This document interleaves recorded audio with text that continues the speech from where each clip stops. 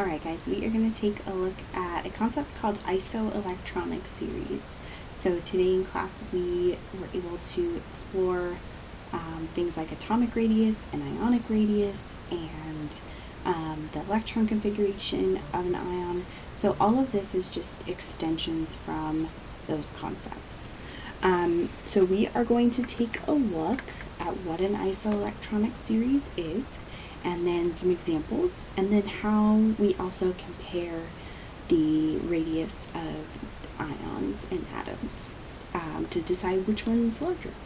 So an isoelectronic series, when we break down that word, that prefix iso means the same, and electronic is another way for talking about electrons.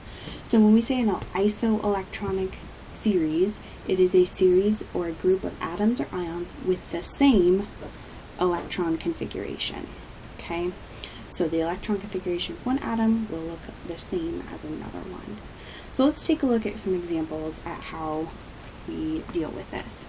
So we've got our periodic table here. So we're going to first look at calcium and its ion. So calcium sits right here, number 20 on our periodic table. If it becomes a 2+ ion, positive charge, that means it has more protons than electrons, so it's lost 2 of its electrons. So that means that calcium is going to lose 2 electrons and look like argon, right? It's going to lose its 2 valence electrons, those 4s electrons, and now it's going to look like the electron configuration of argon. So if we were to write that out, we'd have our 1s2, 2s2, that'll get us to here, 2p6, gets us to neon, 3s2, and then to get to argon, 3p6. Okay, so there is our electron configuration. So it says, what element is isoelectronic to calcium? Well, we just talked about it. The element that it has the same electron configuration as is argon. So we could say those 2 elements are isoelectronic. Let's try another one. We have P3-, so phosphorus with a 3- charge. Well, phosphorus is hanging out over here. Now if we have a negative charge, that means that our atom has gained electrons. So let's go ahead and fill in its electron configuration up to our 3s, and then we'll go from there. So we should have 1s2, 2s2 all full, 2p6 all full, that gets us to neon, and then 3s2 gets us to magnesium. Now if we got to phosphorus, we would be 3p3, but we've added 3 electrons, it's a negative charge, so that's going to make it 3p6,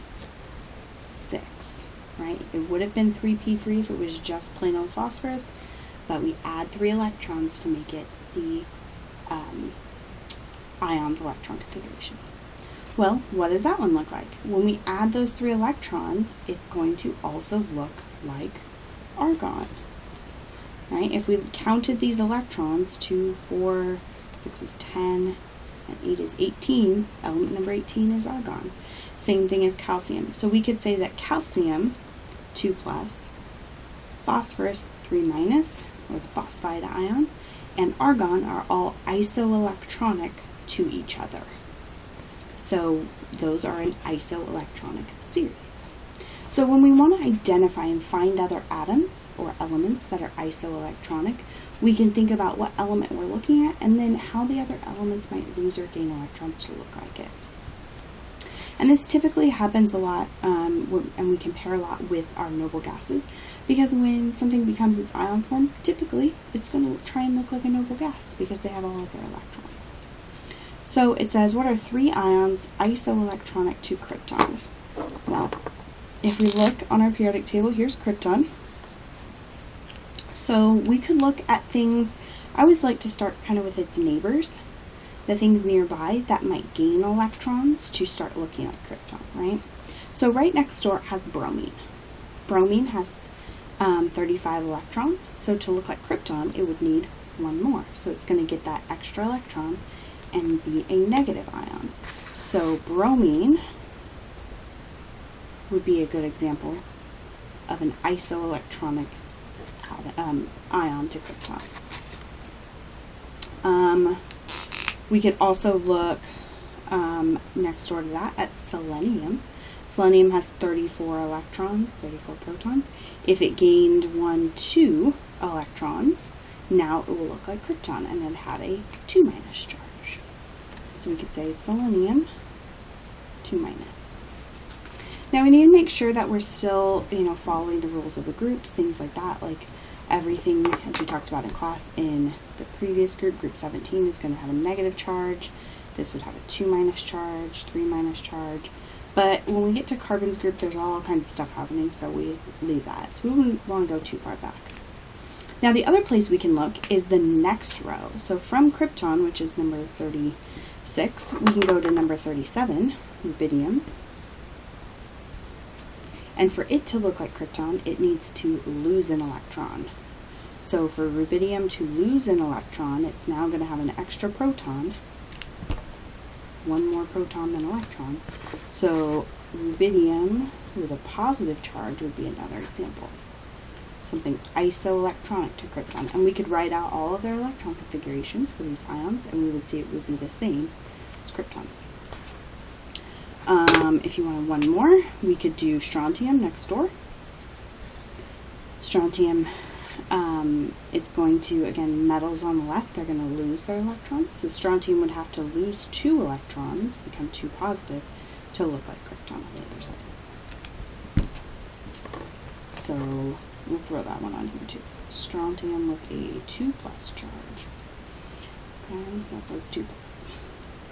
All right. So that is an isoelectronic series. So we can take a look, let's take a look at the group of atoms and ions and see which ones might be isoelectronic to each other. Let me erase this a little bit. So if you look at this list, we've got neon, argon, and krypton. So those are our noble gases. It's good to be aware of which ones those are, because that's what our ions are typically going to try and look like. Which noble gas are they trying to look like? Let's check out our group here. So we've got potassium with a positive charge. Okay, well, let's look. Potassium is over here. If it loses an electron to become positive, it's going to drop one number. So 19 will look like 18, argon. So potassium and argon are going to be similar right now, or isoelectronic. Let's look at phosphorus, 3-. Phosphorus here, if it gets a 3- charge, that means it's going to gain 3 electrons. So 1, 2, 3. Again, it will look like argon.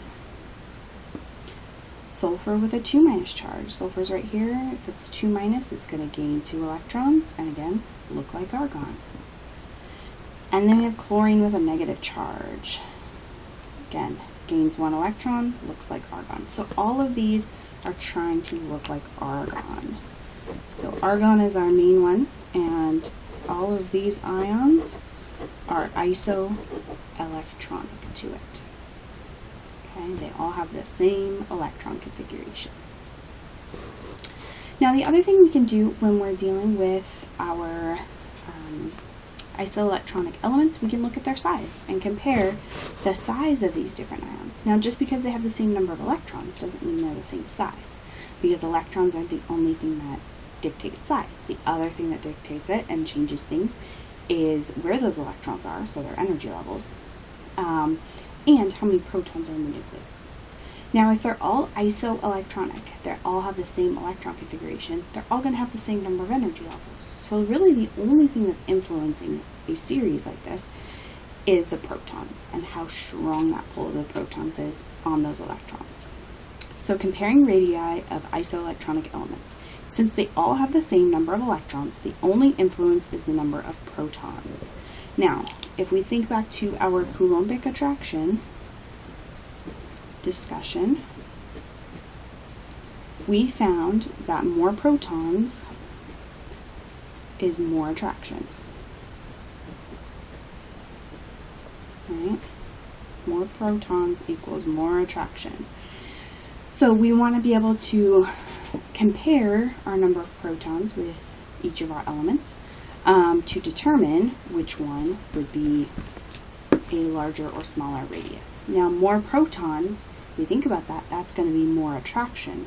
That's going to pull those electrons in closer and actually cause a smaller atom. So more protons is more attraction, which equals smaller atom. Okay. So let's take a look. If we see if I can scooch this up a little bit.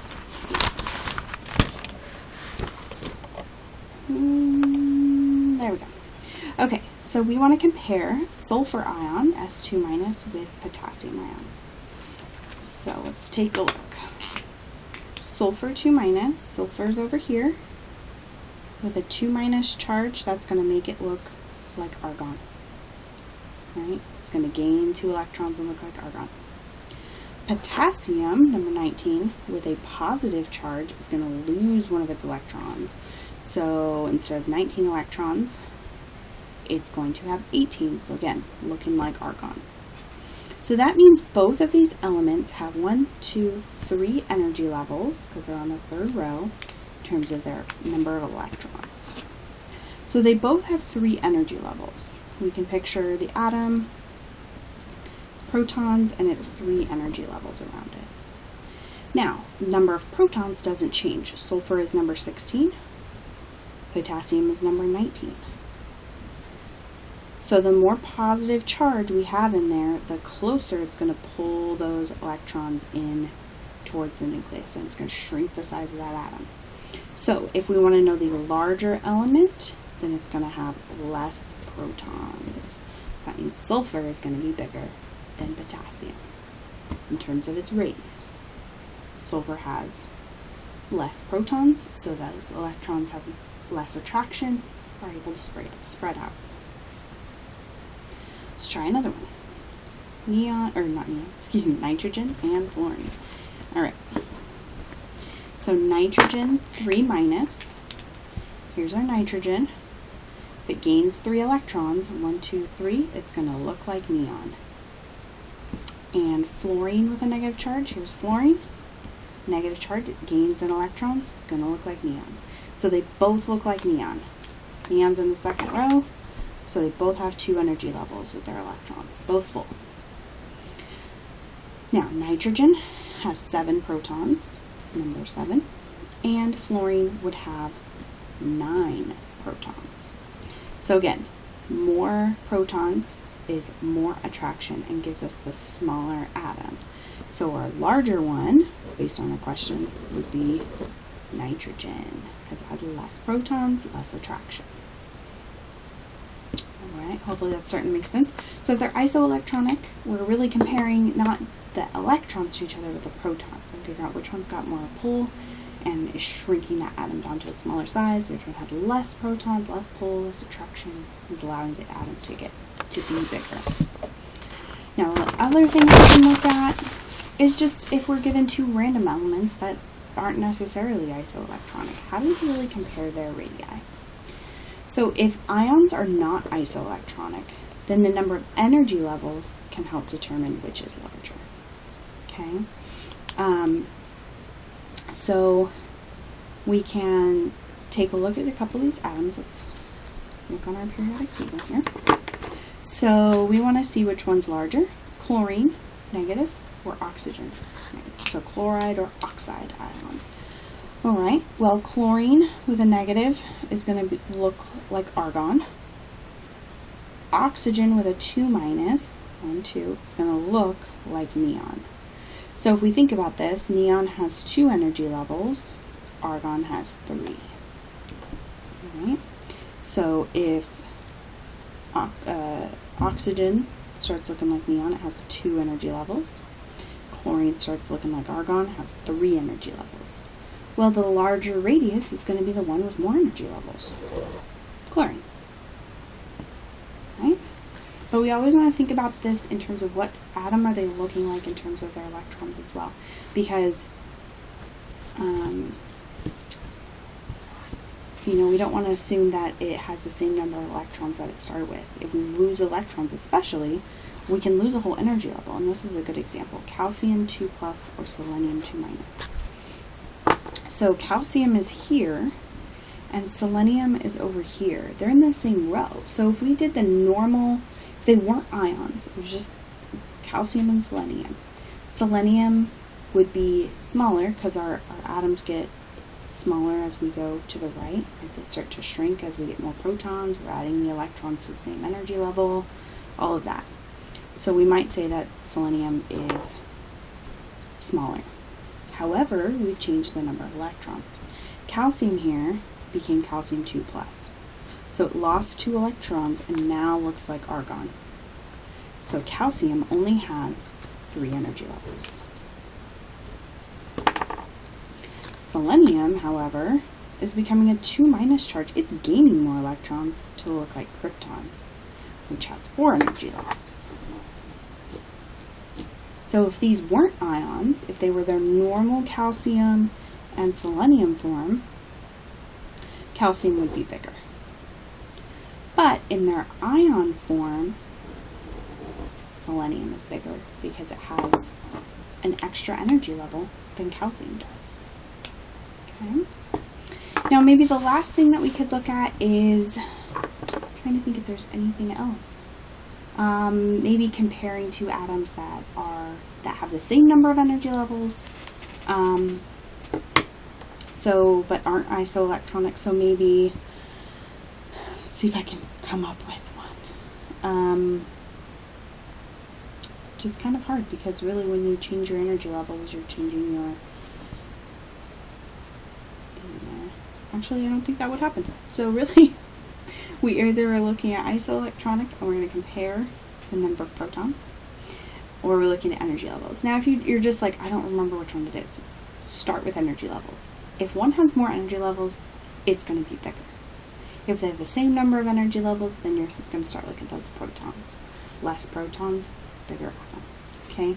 So you can always start with number 1, compare energy levels.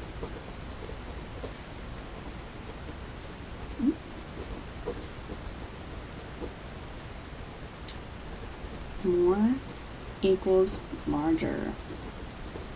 And number 2, if that doesn't work and get you to an answer, then compare protons. Okay? Less protons is larger. Okay? Because there is less attraction. So, just to reiterate, and go over what we did. Review. So an isoelectronic series is something where we have the same electron configuration between atoms and ions, okay? And we're achieving that by creating ions. They're either losing or gaining electrons. So when something loses electrons, like this calcium atom, it might look like the previous noble gas. When something gains electrons, it's going to follow down the periodic table and look like the next noble gas, okay? And all 3 of these atoms, argon, phosphorus ion, and calcium ion, would be isoelectronic to each other. So we can use our periodic table to help us kind of determine which things are isoelectronic. And then we can compare the radius of things and determine which one's bigger and smaller. And we do that a lot because it influences a lot of the properties of our atoms. And later down the road, we're going to see that the size of the ions is going to control things like how it dissolves, and some of the reaction properties and things. So that's why we go into this idea of like how big are things and why do we need to compare all of this. Okay, so to sum up comparing our size of our atoms, we can always compare their energy levels first. More energy levels gives you the bigger atom. And if that doesn't work, then go to protons. Less protons is your bigger atom. There's less attraction, so those electrons can spread out more. Alright, have a great day, guys.